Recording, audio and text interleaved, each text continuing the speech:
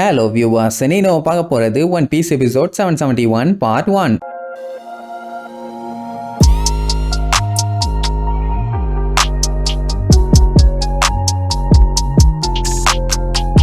Open பண்ணா போன பாட்டுல ஒரு பெரிய ட்விஸ்டா வச்சானுங்களே. அதான் மொமனசுகேவோட அப்பா பைரட் கிங் க்ரூல ஒரு ஆளுன்னு. நிஜமா இதை நானே எதிர்பார்க்கல. அந்த மொமனசுகேவன் டேடியை நினைச்சு தேம்பி அழுதுகிட்டு இருப்பான். லூஃபி அதெல்லாம் கண்டுக்கவே இல்ல. டே மோமோ, உண்மையா சொல்றான், உன் டேடி நிஜமாவே கிங் ஆஃப் த பைரட்ஸ் கூட டிராவல் பண்ணியிருக்காரா? அவரும் அவரோட க்ரூல ஒரு மெம்பரானு கேட்டா ஆமான்னிருவான். அப்படின்னா இந்த உலகத்தோட சீக்ரெட் என்னன்னு சொல்லி அவருக்கு நல்லாவே தெரியும். ஏன் இவங்க ரெயிலிய மீட் பண்ணும்போது கூட அவரும் எனக்கு இந்த வேர்ல்டோட சீக்ரெட் என்னன்னு தெரியும்னு சொன்னாரு. அவர்கிட்ட கேட்டிருந்தா மொத்த ஹிஸ்டரியுமே சொல்லியிருப்பாரு.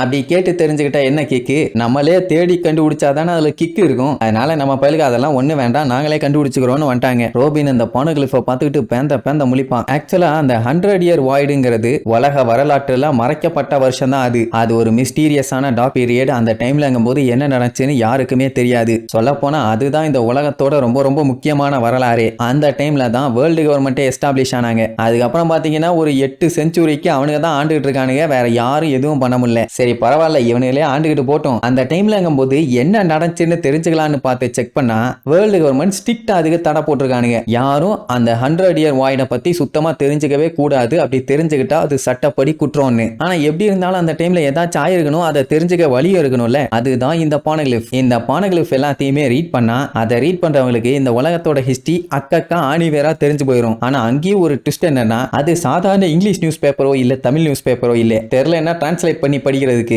அது பானோகிளிஃப். அதை டீகோட் பண்ணா மட்டும்தான் என்ன பண்ணிருக்காங்க ஏது பண்ணிருக்காங்கன்னே தெரியும். அதை இந்த உலகத்திலேயே படிக்க தெரிஞ்ச ஒரே கூட்டம் அந்த ஓஹரா ஐலாண்டு மக்கள் மட்டும்தான். அதான் நம்ம ரோபின் வளர்ந்து வாழ்ந்தாலே அந்த ஊரு. அதை பத்தி தீவிரமா படிச்சுட்டு இருந்தது அந்த ஊரை சேர்ந்த ப்ரொஃபசர் க்ளோவர். அவருக்கு எப்படியாச்சும் அந்த 100 இயர் வாய்ட கண்டுபிடிச்சே ஆகணும்னு ஆசை. அதனால பானோகிளிஃபை பத்தி பயங்கரமா ரிசர்ச் பண்ணி ஓரளவுக்கு நெருங்கிட்டாரு. இந்த மேட்ரு கவர்மெண்ட்டுக்கு தெரிஞ்சு போச்சு. விடுவானுங்களா போட்டுன்னு போட்டானுங்க. அவரை மட்டும் இப்படி போட்டு தள்ளிட்டா ஊர் மக்கள் எல்லாருமே வெறி கொண்டு மறுபடியும் தேட ஆரம்பிச்சிருவானுங்கன்னு அங்க இருக்க மொத்த பேர்த்தையுமே அழிக்க ஆரம்பிச்சிட்டானுங்க. இது எல்லாத்துக்குமே காரணம் அந்த 100 இயர்ஸ்ல என்ன நடந்துச்சு ஏது நடந்துச்சுன்னு யாருக்கும் தெரியக்கூடாதுன்னு. இவ்வளவு கொடூரமா வேர்ல்டு கவர்மெண்ட் இப்படி மக்களை கொல்ற அளவுக்கு போறானுங்கன்னா அப்ப அது எந்த அளவுக்கு ஒரு பெரிய விஷயமா இருக்கணும். அப்படி அது ஒருவேளை வெளியில வந்துருச்சுன்னா வேர்ல்டு கவர்மெண்ட்டுக்கு ஆபத்து. அதனாலதான் அதை இவ்வளவு டைட்டா பாதுகாத்துக்கிட்டு இருக்கானுங்க. ஆனா இன்னுமே எல்லாத்துக்கும் இருக்க கேள்வி, எதுக்காக அந்த 100 வருஷம் வாய்ட மறைக்கணும்? இன்கேஸ் அதை பத்தி ஏதாச்சும் அவங்களுக்கு டீடைல்ஸ் தெரிஞ்சா கூட அவங்க வாயை திறக்கவே மாட்டேங்கிறாங்க. சோ இப்படி பானோகிளிஃபை சுத்தி ஏகப்பட்ட மர்மங்கள் இருக்குது. சோ இந்த உண்மையெல்லாம் இந்த வானோ கிங்டம் ஆளுகளால வெளியில வந்துடக்கூடாதுன்னு சொல்லிதான் கின்னு காஞ்சிரோன்னு அவனுங்களை பிடிக்கிறதுக்காக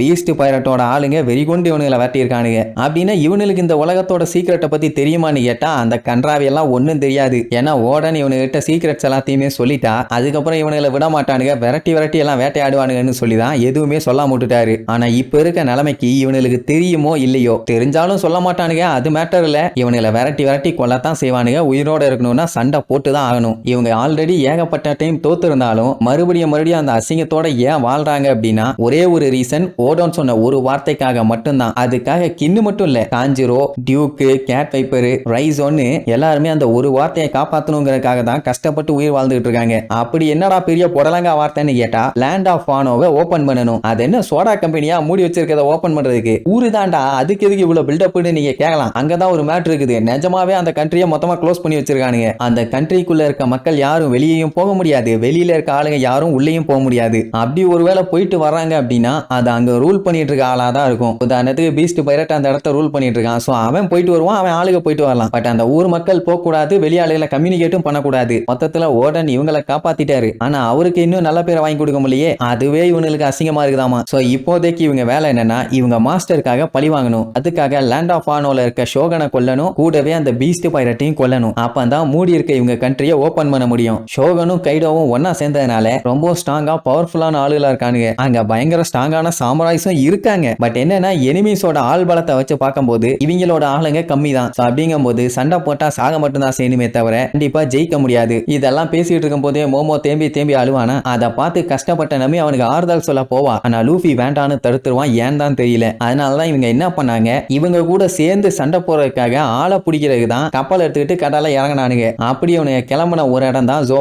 இந்த இடத்துல மிங்ஸுங்க எவ்வளவு ஸ்ட்ராங்னு நம்ம எல்லாத்துக்கும் நல்லா தெரியும். சோ அவங்க ஹெல்ப் இருந்தா பீஸ்ட் பைரட்ஸுங்க கூட சண்டை போறது ரொம்பவே ஈஸி. அண்ட் இவங்களுமே வாழையடி வாழையா இவங்களோட நண்பர்கள் தான். அதனால எந்த ஒரு பஞ்சாயத்து இல்லைன்னு வைங்க. ரெண்டு பேர்த்துக்கும் ஒரே விதிதான் மதிதான்னு சொல்லி ஓவரா பில்டப் பண்ணுவானுங்க. மொத்தத்துல வானோ கிங்டம் சேர்ந்தவங்களும் இவங்களும் உயிருக்கு உயிரா இருப்பாங்க. ரைசோ என்னைக்கு இந்த ஐலாண்டுக்கு வந்தானோ அப்பவே இவங்க வாரியர்ஸ் எல்லாருமே சண்டைக்கு ப்ரிப்பேர் ஆக ஆரம்பிச்சிட்டாங்க. ஆனா இவங்க எதிர்பார்க்காத ஒரு ட்விஸ்ட் என்னன்னா இந்த ஜாக் திடீர்னு என்ட்ரு ஆவான் தான். வந்தவன் நேருக்கு நேரம் நின்று சண்டை போட்டிருந்தான்னா கண்டிப்பா அவனை அங்கேயே காவு வாங்கியிருப்பாங்க. ஆனா அந்த லூசு பயிலுக கேஸை பரப்பி விட்டு எல்லாத்தையுமே வீக் ஆக்கி ஏமாத்தி ஜெயிச்சிட்டானுங்க. இது ஆக்சுவலா அவமானம் தான். அதாவது அவங்களுக்கும் அவமானம் தான் இப்படி கேவலமான வழியில ஜெயிக்கிறது. இவங்களுக்கும் தோத்தது ஒரு அவமானம் தானே. ஏதோ ஒரு டைம் இந்த மாதிரி பண்ணி ஏமாத்திட்டானுங்க. ஆனா அடுத்த டைம் உஷாரா இருப்பானுங்கல்ல, அதத்தான் சொல்லுவானுங்க மறுபடியும் தோக்க மாட்டோம், வந்தா செவனி எல்லாம் பேத்து தலையை அப்படியே திருக்கி விட்டு அனுப்பி விட்டுருவோன்னு. அண்ட் அது மட்டும் இல்லாம இந்த டைம் அவனுங்க வரும்போது நடிக்கிறதுக்காக தான் இவங்களோட மொத்த பவரையும் காமிக்கல. அடுத்த டைம்ங்கும் போது மிங் ட்ரைபோட உண்மையான பவர் என்னன்னு அவங்களுக்கு காட்ட போறோம். பின்வாங்கிறது எங்க அகராதிலேயே இல்ல.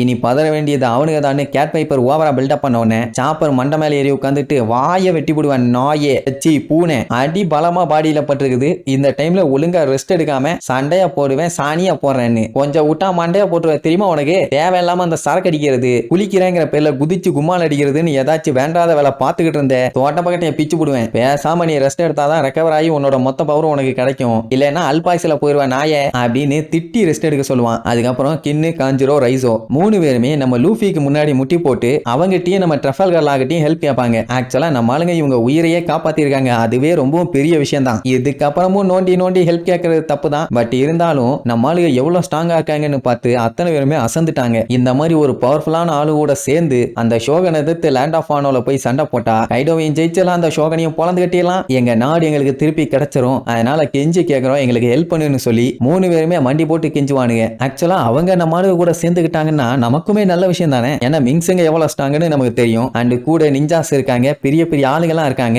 எப்படியே கைடோ கூட இப்போவோ அப்போவோ சண்டை போட வேண்டிய நிலைமை இருக்குது. இவங்க சேர்ந்துக்கிட்டாங்கன்னா நம்ம ஆளுகளுக்கு கொஞ்சம் ஹெல்ப்ஃபுல்லா தானே இருக்கும். அதனால சேர்ந்தே சண்டை போடலான்னு மொத்த டீமுக்கு ஆர்வம். ரோபினுக்கெல்லாம் லூஃபி என்ன சொல்ல போறான்னு தெரியலன்னு பதறுவா. கைடோங்கிறவன் சாதாரண ஆள் இல்ல, எம்பரர். அவங்க கூட சண்டைக்கு போறது சும்மா சால்னா சாப்பிட்டு வரது இல்ல சின்ன சின்ன தெரு சண்டை கிடையாது. இது ஒரு பெரிய யுத்தம். அந்த ஒரு யுத்தத்தை நடத்ததான் இப்ப ஹெல்ப் கேட்கறானுங்க. லூஃபி குரு குரு குருன்னு லுக்கு விட்டுட்டு கடைசியில முடியாதுன்னு அவன் ஏன் முடியாதுன்னு சொன்னான்னு அடுத்தடுத்த எபிசோட்ல பார்க்கலாம். டாடா.